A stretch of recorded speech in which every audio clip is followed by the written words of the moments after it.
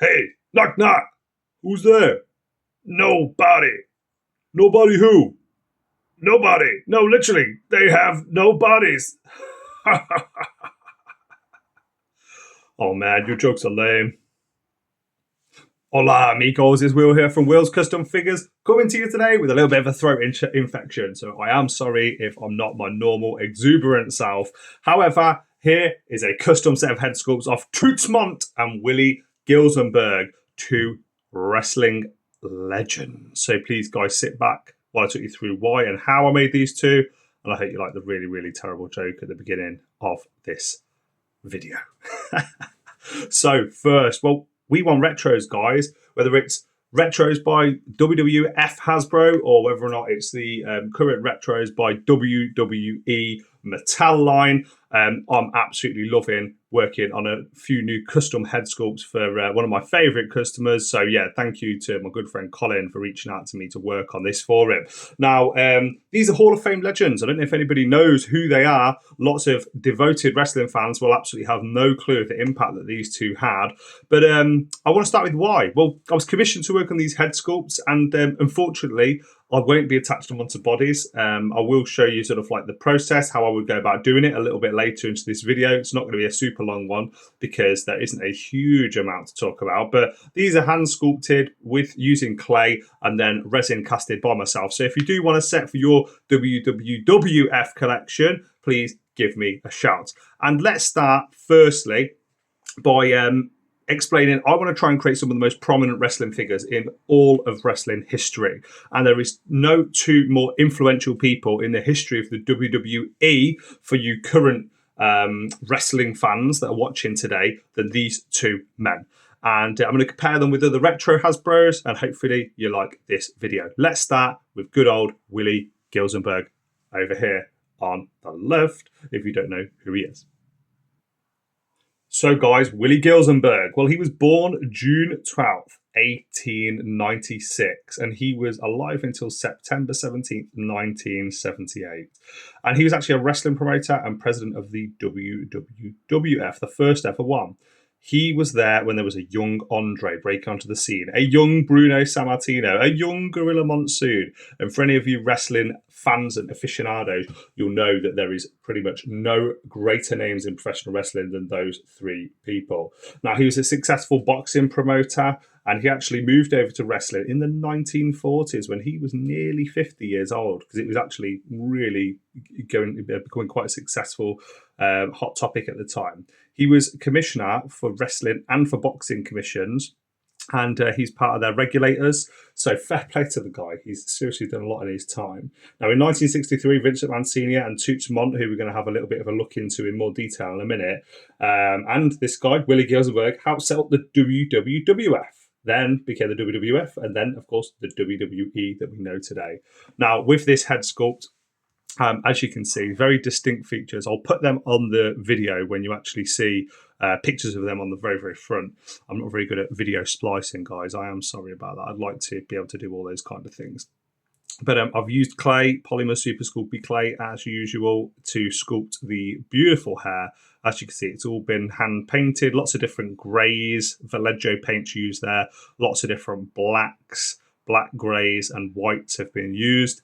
I loved how these eyebrows turned out. And then I've used a nice varnish gloss glaze on the eyes and a slightly darker Citadel flesh colour on the lips. I've used your classic Kislev flesh for Citadel paint for the facial colour. But yeah, there's a slightly darker one that I've used. I can't remember the name of it, and it's turned out really, really well. If you want to know whichever Citadel paint I've used, let me know. Now, with the clay process, I sculpted all in clay. I'll let you have a look at the bottom. So drilled a hole there afterwards. I've then resin casted it and popped it. Silicon casted it and then used the resin to make a mold of it from the silicon. And if you want one of these in your collection, I definitely can. Now, physiques-wise, I'm going to just compare what it would look like on a few different bodies after I review Toots Mondt. Now, most wrestling aficionados will know him as Toots Mondt, but he was actually called Joseph. And he was born January 18th, 1894. man, like this guy it lived until June 11th, 1976, and he was such a pivotal figure in the WWF and wrestling in the USA, just in general. He was innovative, and at the time, he shaped modern wrestling. And what we know as professional wrestling today wouldn't be professional wrestling without the contributions of this absolute legend, Hall of Famer. Now, he in the 20th, he's one of the most pivotal wrestlers of the 20th century. And he actually trained as a child in catch wrestling. He moved over to traditional pro wrestling as it gained popularity in the entertainment world. He actually came up with a tag team called the Gold Dust Trio. For anybody that hasn't seen them, it's worth a Google. Very, very interesting. And he wrestled with Ed Strangler Lewis and Billy Sandow in that wrestling team. Now, he was very athletic. He was very theatrical. I think from what I understand, I haven't actually watched any wrestling of this guy, but I've read all about him. His high-flying, brawling and storyline-filled style would really have fit into today's mainstream product. And I can imagine he wouldn't be able to believe how successful it has become today, you know, with the merger with TKO and UFC and everything else. Like, what an amazing, amazing thing that he's a part of. Now, his influence, I think, could be seen even till today. Now, what I would say is that with this head sculpt, very, very challenging. The guy has some very distinct features. This hairline was very, very hard to get perfect. But I've done a nice little fade there using, I think it's a grey-brown colour or sand brown, I believe it was. Yet again, I've used Citadel Kiev Flesh to do all the skin colours there, and a slightly darker pink just under the eyes where the bags are, and around the lips, using a varnish gloss to finish it off. I like the stern look. You know, you can see if you look at his eyebrows, he's really staring through you there, and I love that. I wanted to make sure the eyes reflected that as well. Like the previous one, I've drilled a nice little hole here so it can be attached onto the body nicely. These things are so small and delicate. And I've also, in the eyes, I don't know if you can see, I'll do the eyes in a couple of different stages. So first, the whole eye is completely painted black. Then I go over it with a layer of white, leaving just a little bit for the eyelashes. Then it's doing in this case, the blue of the eyes. And then the tiny little black dot in the middle. I actually use like a little eyeglass for that when I do that bit. And then it's the teeniest little white speck in the top right corner. Don't know if you can see that. And then the varnish gloss on top. And that's how I've got this look. A nice little touch I like with this one and with the previous head of Willie Gilzenberg as well is doing the chin and then having a chin under the chin. So, you know, they've got a little bit of weight on them. And let's have a look at the different bodies that I would consider using for these guys if I was going to be finishing them off as actual figures, which I may or may not do. If this video is or isn't popular, you know, I may put some of these on eBay for people to buy and customize themselves, or I may actually do a custom full figure and eventually sell it and see if there's any interest. And here we have it, guys, the final segment of this video. So if I start with Toots Mondt, just going to grab his head sculpt. What I would do is generally, if I was trying to find a body, I'm going to put him on Sergeant Slaughter. These are two absolutely destroyed figures, by the way. They were just from the car boot. You can see Boss Man's fingers missing, Sergeant Slaughter's head's missing, and there's a lot left to the imagination there and could be cleaned up massively. But what I'll do is I'll get a figure like that. I'll clean it up firstly, and then I start adding layers and layers of clay on top. I would always start with the head just to make sure the head is actually appropriate. Now, I don't think I would use this body. Maybe I would, but as you can see, I'd attach it on there with clay, make sure it's the right depth and height. Once that's been attached on, do you know what? That looks pretty badass, doesn't it? I like that. That does look good. Firstly, I would blend the clay so it absolutely fits onto the body. I'll show you at the back here how I would do it. So it's just a case of warming the clay first and then slowly dragging it down so there is no line, as you can see, starting to take effect. Once you've done that all the way around, and you know, you might have clay that's too small. So this clay would probably be too small because you can see there isn't going to be enough excess, especially under the chin, for me to do this in one go. So I would start this again if I was finishing it. Once you've blended that all the way around, made sure it's the right amount of clay, you know, a few different attempts at getting the right amount specifically, it's then a case of attaching it upwards onto the head. So I would then drag the clay upwards until that is absolutely seamless, making sure, you know, the little things like the Adam's apple are in there, and you know, the neck goes down seamlessly onto the traps. Now, would I use this body? Do you know what? I probably would, actually.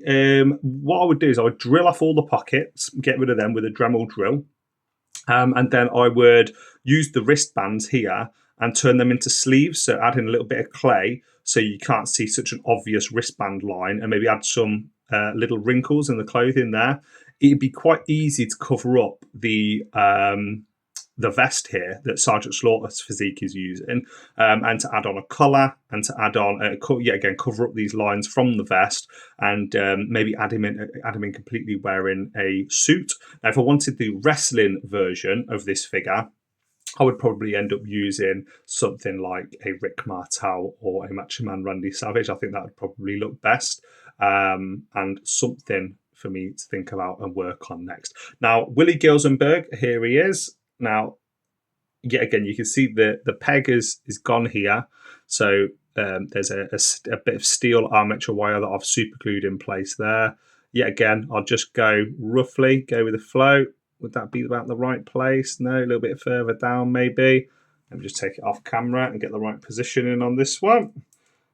There we go. Yeah, happy with that. So there we go.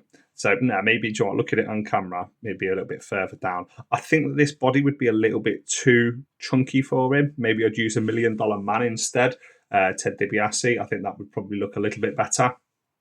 But if I was to use this one, I would shave off a chunk of that tummy at the front, maybe even cut it straight down there. So from there with the trousers to there, and then use clay to fill in that section, add in sleeves on. But as you can see, the customization process is so much fun. Now, one thing I just wanted to mention on this video is just a bit of a, I don't know, how do I put it? A bit of a tribute to a legend, to WWE, WCW, well, he is a WCW legend, isn't he? Kevin Sullivan. Now, why am I putting the Bushwhacker on there? This is just a little bit of a combination I've thought of. Use the Bushwhacker head. Now, of course, Kevin Sullivan didn't wrestle with these sort of trousers on. So I've found out these rockers, lower legs, and the lower part of the body. I would shave off the side here of these little tassels. I want to just give a shout out to my good friend Nick, who I got this 3D head sculpt from probably about 6 months to a year ago of Kevin Sullivan. Now, with these two specifically, I haven't used 3D prints for these because I thought I was up to the task of making them using clay. But there are certain 3D head sculpts that are just another level. And if I just bring this head sculpt up to the camera so you can have a look, of course, Kevin Sullivan, Taskmaster, known for his days with the Master, with the Dungeon of Doom. Man, this guy just paved ways and did things, you know, in professional wrestling. He was a booker who was so well respected and pivotal in the WCW product. It's just not focusing there. Let me just try do it again. Is it going to focus or not? Oh, God. I don't think it's going to. Sorry, the light's really bad in here. There we go. That's a little bit better. Hey, perfect. So as you can see, this Kevin Sullivan head sculpt is absolutely phenomenal.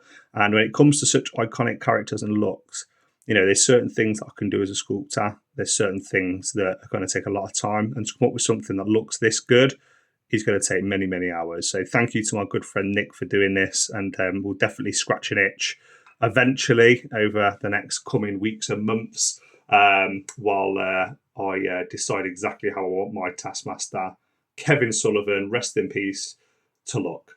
Guys, that is it from me. I hope you enjoyed this video. Sorry for the nearly 15 minutes of rambling. Hopefully it's not too boring and it's slightly educational. I'm just going to bring in here the actual Sergeant Slaughter.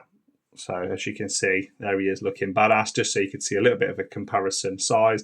And oh man, yeah, you shouldn't be doing not jokes, Mr. John Tenter Earthquake, about two Hall of Fame legends that have unfortunately passed away. And man, I would love to see Toots, Mondt and Willie Gilzenberg, legends like that in today's product. If you've liked these videos, guys, please like, comment, subscribe. What's next for this channel? Well, what's next?